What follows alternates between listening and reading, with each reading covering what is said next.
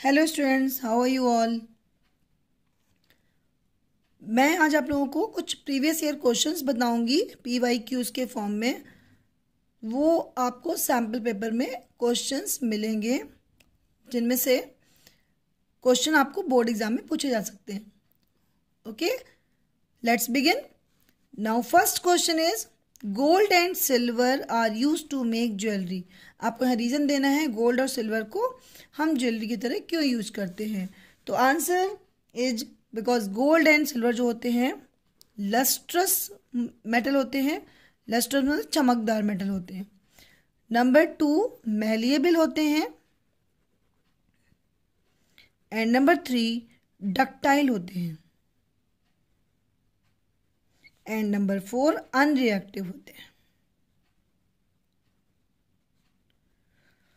तो gold and silver की jewellery हम क्यों यूज करते हैं? Because these metals are lustrous, malleable, ductile and unreactive. Okay, now इसी का second part, carbonate and sulphide ores are usually converted into oxide ore.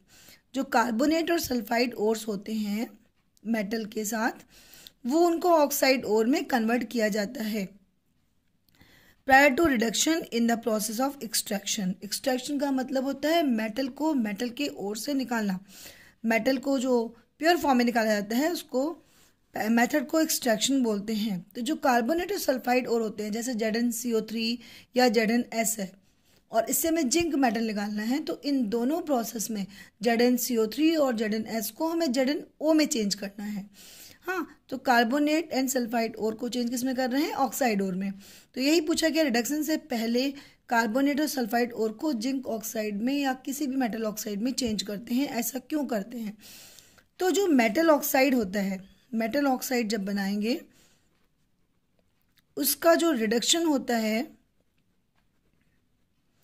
That is very easy and cheap होता है, सस्ता होता है, इकोनॉमिक होता है। इसलिए हम कार्बोनेट और सल्फाइड ओर को मेटल ऑक्साइड में चेंज कर देते हैं। Okay, now this question is a very important. ये NCERT बुक का भी क्वेश्चन है और आपको बोर्ड में कई बार पूछा गया है। Carbon has 4 valence electrons, it can not lose 4 electron since very high amount of energy will be required to lose 4 electron. Carbon के पास 4 वैलेंस इलेक्ट्रॉन होते हैं। कार्बन का एटॉमिक नंबर है 6, तो K सेल में 2 इलेक्ट्रॉन चले गए और L सेल में 4 इलेक्ट्रॉन है, तो इसके वैलेंस इलेक्ट्रॉन भी कितने हो गए? 4 हो गए। तो ये बोल रहे हैं कि 4 इलेक्ट्रॉन जो होते हैं वैलेंस सेल के वो लूज नहीं करता। क्यों नहीं करता लूज? क्योंकि बहुत ज़्यादा अमाउंट ऑफ एनर्जी रिक्वायर होती है, जिससे कि जो कार्बन जब इलेक्ट्रॉन लूज करेगा, जब कोई इलेक्ट्रॉन लूज करता है तो उसके ऊपर चार्ज प्लस का आता है। तो जब इलेक्ट्रॉन लूज करता तो कार्बन C4+ में बन सकता था, लेकिन ऐसा नहीं होता है। ऐसे ही कार्बन 4 इलेक्ट्रॉन गेन भी नहीं करता। क्यों नहीं करता? क्योंकि जो कार्बन के प्रोटॉन हैं वो कितने हैं? 6। क्योंकि 6 एटॉमिक नंबर है तो प्रोटॉन भी कितने होंगे न्यूक्लियस में? अंदर 6 होंगे। अब जब कार्बन के ऑलरेडी 6 प्रोटॉन थे तो 2 K सेल के इलेक्ट्रॉन और 4 जो हैं वो L सेल के इलेक्ट्रॉन मिला के 6 हो गए। और अगर ये 4 इलेक्ट्रॉन और ले लेगा तो कितने इलेक्ट्रॉन हो जाएंगे? 10 हो जाएंगे। तो इसलिए 4 जो आपके 6 प्रोटॉन हैं वो 10 इलेक्ट्रॉन्स को होल्ड करने में क्या करते हैं? दिक्कत करते हैं। इस वजह से बोलते हैं कार्बन C4- भी नहीं बनाता, ना तो C4+ बनाता है और ना C4- बनाता है। C6 proton cannot hold the 10 electrons and easily there will be strong inter-electronic repulsion. Electron लेने में क्या होता है कि वो रिपल्शन कॉज करने लगता है। What is the atomic number and electronic configuration of carbon? ये इतना बड़ा स्टेटमेंट दिया है, इसमें क्वेश्चन बहुत छोटा सा है कि एटॉमिक नंबर और इसका इलेक्ट्रॉनिक कन्फिग्रेशन बताइए, है ना। बट इंपॉर्टेंट है क्वेश्चन। कई बार ऐसे ही पूछते हैं कि कार्बन क्यों नहीं C4+ या फिर C4- बनाता है, तो रीजन इसका यही है। C4+ बनाने का मतलब बहुत हाई अमाउंट ऑफ एनर्जी की रिक्वायरमेंट होगी, और C4- बनाने का मतलब इसके 6 प्रोटॉन 10 इलेक्ट्रॉन्स को होल्ड नहीं कर पाते। तो एटॉमिक नंबर है कार्बन का 6, इलेक्ट्रॉनिक कन्फिग्रेशन होगा 2 and 4। 2 electron in K cell and 4 electron in the L cell. What kind of compound formed by carbon? Carbon किस टाइप के कंपाउंड को बनाता है? तो कार्बन जो बनाता है वो कोवेलेंट कंपाउंड को बनाता है. किस टाइप के कंपाउंड को बनाता है? कोवेलेंट कंपाउंड को बनाता है. कार्बन के कंपाउंड की टाइप कैसी होती है? Covalent. Now next question, why does an aqueous solution of acid conduct electricity? जो एक्वस सॉल्यूशन होता है, एक्वस मतलब होता है पानी. एक्वस सॉल्यूशन ऑफ एसिड क्या करता है? इट रिलीजेस आयन, रिलीज करता है क्या? आयंस को रिलीज करता है. और जहां पर आयंस होंगे वहां पे इलेक्ट्रिसिटी कंडक्ट होगी. बहुत इंपॉर्टेंट क्वेश्चन है. इलेक्ट्रिसिटी कंडक्ट होगी. Now next question, how does the concentration of H3O plus, hydronium ion बोलते हैं इसे. How does the concentration of H3O plus hydronium ion changes when A solution of N acid is diluted? बिल्कुल ध्यान रखना है, acid को dilute करने पर H3O प्लस मतलब हाइड्रोजन आयन की कंसंट्रेशन डिक्रीज होती है. क्या होती है? डिक्रीज होती है. और यू कैन से जो pH होती है वो इंक्रीज होती है. अगर आप किसी भी एसिड को डाइल्यूट करते हैं तो H3O प्लस हाइड्रोनियम आयन की कंसंट्रेशन डिक्रीज होती है एंड pH इंक्रीज होती है. ओके, बहुत बहुत बहुत इंपॉर्टेंट क्वेश्चन है. कई बार पेपर में आ चुके हैं दोनों क्वेश्चंस. तो आपको बताना है कि एसिड के डाइल्यूशन पर हाइड्रोनियम आयन की concentration decrease and pH increase. What do you observe when adding dilute hydrochloric acid to sodium carbonate in a test tube? एक टेस्ट ट्यूब ली आपने, उसमें सोडियम कार्बोनेट को ऐड किया और उसके बाद हमने डाइल्यूट हाइड्रोक्लोरिक एसिड डाल दिया. ठीक है, तो इसके लिए क्या ऑब्जर्वेशन लेके आओगे, मतलब क्या दिखाई पड़ेगा आपको? किसी भी टेस्ट ट्यूब में सोडियम कार्बोनेट डाला, इसमें आपने HCl एसिड डाल दिया, ये डाइल्यूट फॉर्म में है. तो क्या होगा? कई बार क्वेश्चन पूछा गया है ये भी. तो Na2CO3 जो है HCl से रिएक्शन करने के बाद जब भी कार्बोनेट या कोई बाइकार्बोनेट होता है तो वहाँ पे CO2 गैस रिलीज होती है. क्या होता है? अगर कार्बोनेट है तो हमेशा CO2 गैस लगाने हैं. और H है तो कॉम्बिनेशन में क्या बनता है? वाटर भी बनता है. और क्या होगा? Na को Cl दिखेगा तो क्या बन जाएगा? NaCl. तो हम बोलते हैं सॉल्ट है, CO2 गैस है एंड वाटर है. ओके, तो यहाँ पे 2HCl रिएक्शन को बैलेंस कर देते हैं. 2HCl कर दिया, NaCl2 हो जाएगा एंड CO2 बन गया और H2O बन गया. This is the balance chemical equation. Now next equation is zinc metal. अगर टेस्ट ट्यूब में ली, अगर मेटल जिंक ले ली और अब HCl डाला, कौन सा? डाइल्यूट ही. तो क्या बनेगा? यहाँ पर देखिए कोई कार्बोनेट नहीं है, कोई आपके पास CO2 गैस नहीं बनेगी. जब मेटल की रिएक्शन एसिड से करते हैं तो आपको H2 गैस मिलती है प्लस ZnCl2 बनता है. तो आपको रिएक्शन को बैलेंस करने के लिए 2HCl. ओके, ऐसे ही दिख रहा है कि यहाँ पे 2 लगा दें तो रिएक्शन विल बी बैलेंस्ड.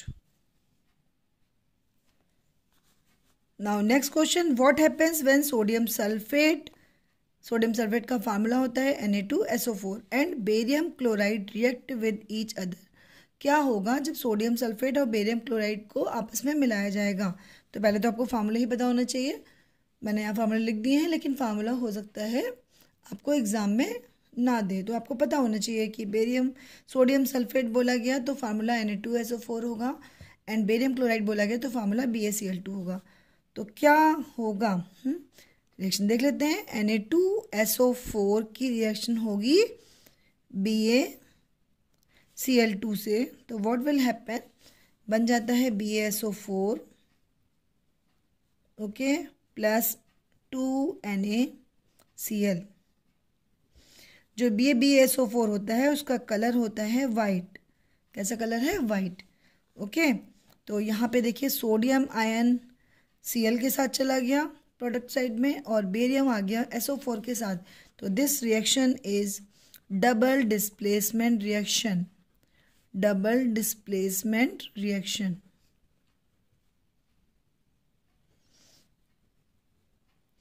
और जो ये वाइट कलर का BaSO4 बना है वो वाइट प्रेसिपिटेट बनेगा। क्या बन गया? प्रेसिपिटेट बन गया। Okay, now next question.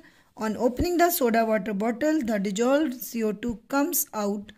Would the pH of solution increases or decreases as the gas comes out? Explain. Soda water में CO2 डिजॉल्व रहती है और CO2 सोडा वाटर में आती कहाँ से? कार्बोनिक एसिड के फॉर्म में, H2CO3 के फॉर्म में। तो जब CO2 बाहर चली जाएगी तो H+ का कंसंट्रेशन यानी कि क्या हो गया? डिक्रीज हो जाएगा और pH क्या हो जाएगी? बढ़ जाएगी। pH will be increases. CO2 चलेगी, एसिडिक नेचर हुआ कम, एसिडिक नेचर कम हुआ, हाँ, तो क्या होगा? pH क्या होगी? इंक्रीज होगी। Okay, why what does hydrophilic and hydrophobic part of soap mean to you? साबुन, सोप सब जानते हैं। इसमें हाइड्रोफिलिक और हाइड्रोफोबिक पार्ट क्या है? तो जो सोप होता है उसमें 2 पार्ट होते हैं बच्चों। Answer number A, polar and non polar part. Non polar and polar part क्या हो गया? जो सोप में है वो 2 पार्ट से बना होता है, पोलर एंड नॉन पोलर। तो अगर हम सोप को डिफाइन करें तो this is the ionic head and a long tail is there. This ionic head is hydrophilic because it attracts towards the water, and this long chain is known as hydrophobic part or non-polar part. This is hydrophobic because it hates the water. ये water से attract नहीं होता part, और ये वाला part जो hydrophilic है और ये पार्ट जो होता है आयनिक होता है। क्या होता है? आयनिक होता है। एंड हाइड्रोफोबिक जो होता है वो एल्काइल चेन होती है, मतलब कार्बन की चेन होती है, इसे हम हाइड्रोफिलिक बोलते हैं। B part, what is soap? Soap is the sodium salt of fatty acid. Soap is sodium salt of fatty acid.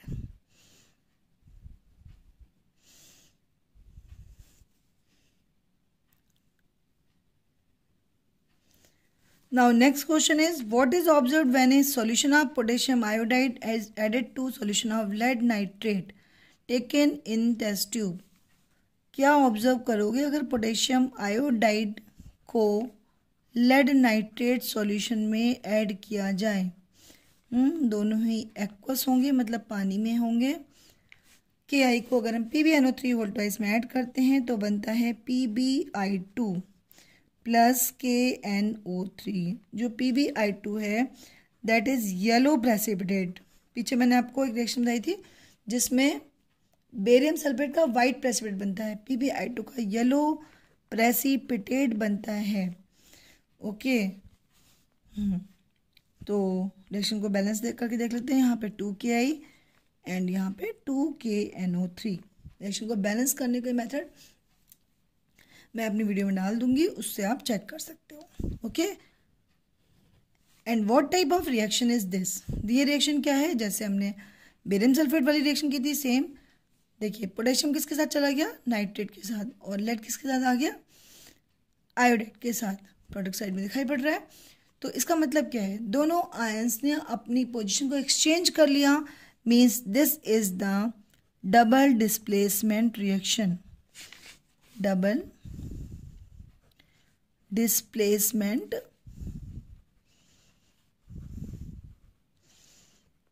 reaction. Okay. Now next question. Write the chemical formula for washing soda and baking soda. Which one of the two is an ingredient of antacid? How does it provides relief in the stomach? Okay. So chemical formula of washing soda and baking soda. So what is the baking soda and what is the washing soda? Okay. Washing soda is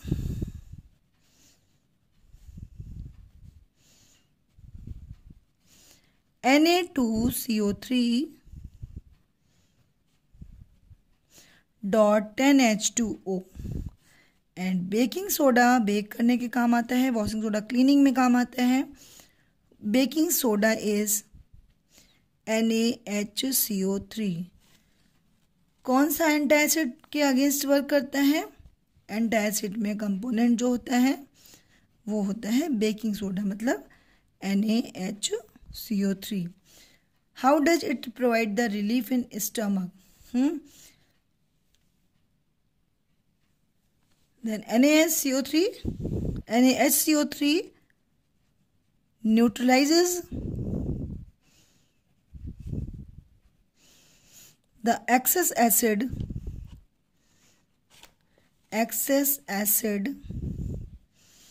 produced in stomach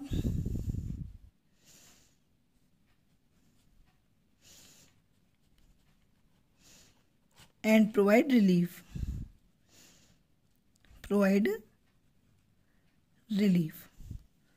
Okay.